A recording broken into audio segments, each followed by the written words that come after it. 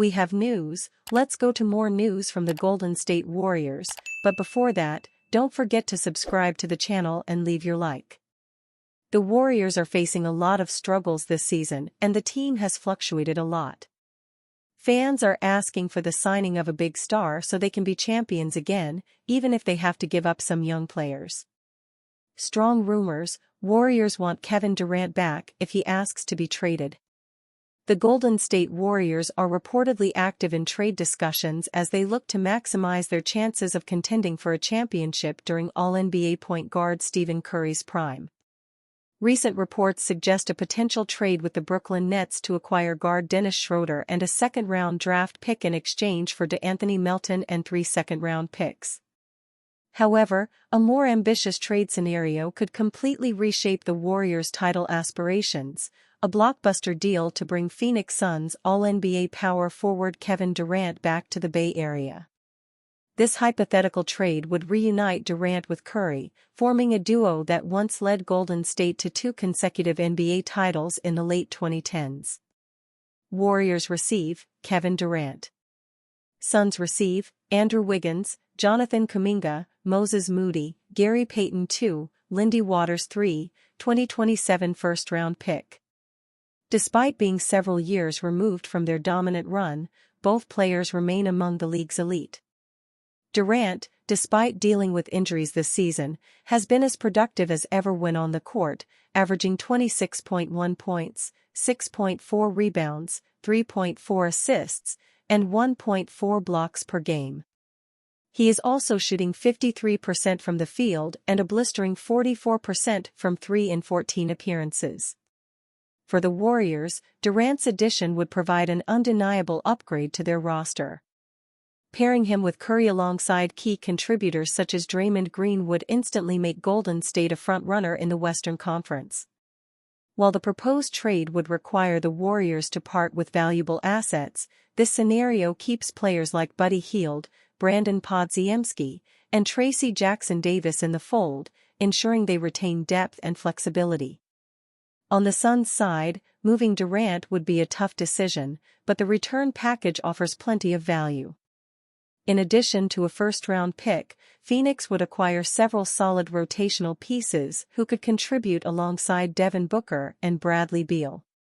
This would allow the Suns to remain competitive in the short term while also providing them with future trade assets to further shape their roster as needed. A Durant-Curry reunion would undoubtedly shake up the NBA landscape, even at this stage of their careers. Durant's elite scoring and defensive versatility would complement Curry's unparalleled shooting and playmaking, creating a tandem that opposing defenses would struggle to contain.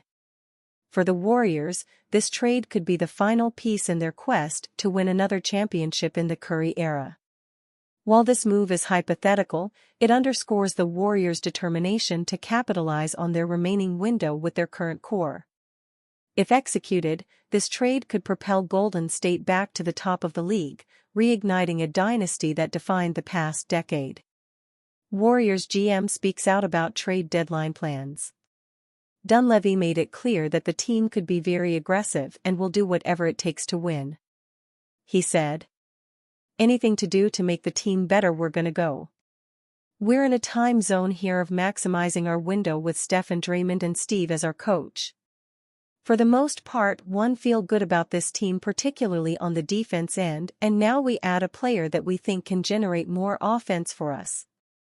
Based on this statement, Warriors fans can expect more trades before the upcoming NBA deadline. Dunleavy said what everyone is thinking: the Warriors only have so much time left with Steph Curry, Draymond Green, and Steve Kerr. He knows the clock is ticking and their chance at another championship with these three is dwindling. For many, that means now is the time to do something drastic. But what will that look like? It's no secret that the Warriors have been intent on adding another big-name A-lister to the roster, but they haven't had any luck so far. Now that the trade deadline is drawing closer, things might happen, and other teams could begin to listen to Golden State's offers. Dunleavy said the Warriors will do anything to improve the roster, but what does that mean and what can we expect to see from his front office to give Curry, Green, and Kerr another chance at a title? Warriors seem unlikely to stand pat after Dennis Schroeder deal. Golden State and Brooklyn may have struck quickly on the Dennis Schroeder and DeAnthony Melton trade, but the NBA fine print is key when it comes to leveraging their new acquisitions in further deals.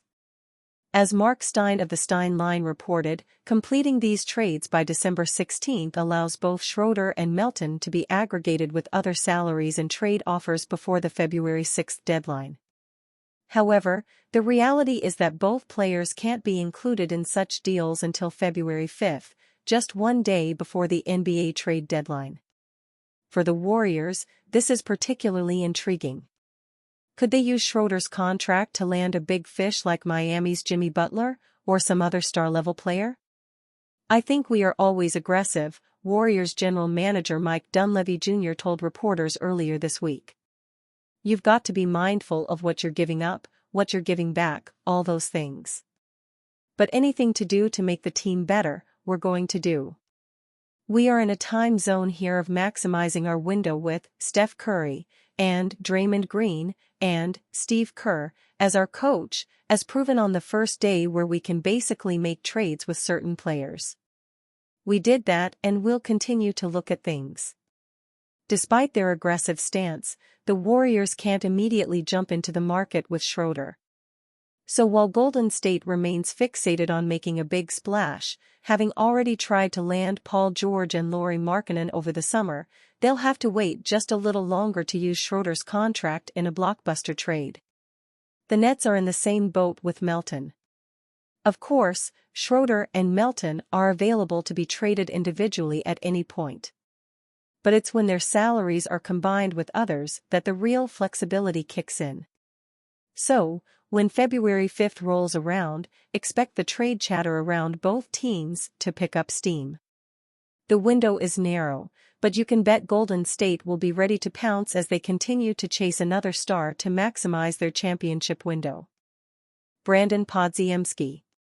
Pods offers odd answer when asked about Kerr's youngsters comment.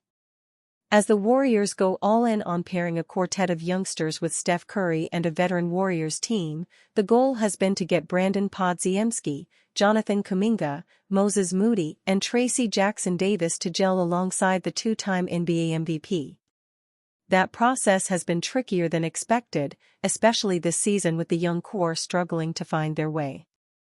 But a ball movement-heavy possession late in the Warriors' 113-103 win over the Minnesota Timberwolves stood out to coach Steve Kerr, who finished his post-game press conference by emphasizing that the young players still are trying to learn how to play with Curry.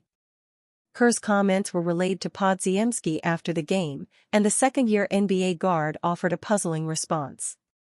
"I don't really think. I just play," Podziemski told reporters. "When I'm out there and I'm open, I shoot it. If not, I make a play. I don't really look too much into. I know we have Steph Curry on the court and if he's open, I'm going to throw the ball to him. I don't really look too deep into those messages.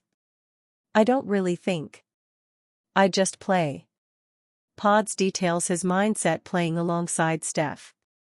"That's what we're trying to impart on our young players," Kerr told reporters. "We have Steph Curry on our team. So, pass the ball. Move the ball.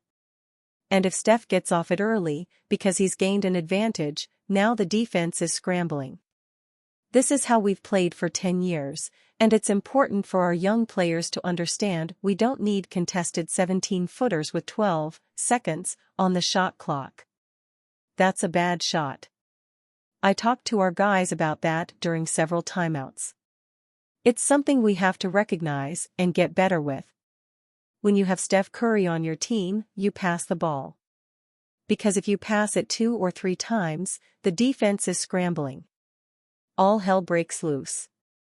So it's a choice, we can either do that and win games, or we can shoot a whole bunch of 15-foot contested shots in the middle of the shot clock and be a lousy NBA team. It's up to us, and we are hammering that point home with our team." The Warriors have high hopes for Podziemski, who was an all-rookie first-team selection last season. The Santa Clara product has struggled this season, but he found his footing Saturday night, finishing with 12 points on 5 of 9 shooting in 20 minutes off the bench. It's unclear if Podziemski was caught off guard by the nature of the question or if he's actually not listening to messages coming from the coaching staff. It's the latter. Kerr and the Warriors might have an issue they need to address.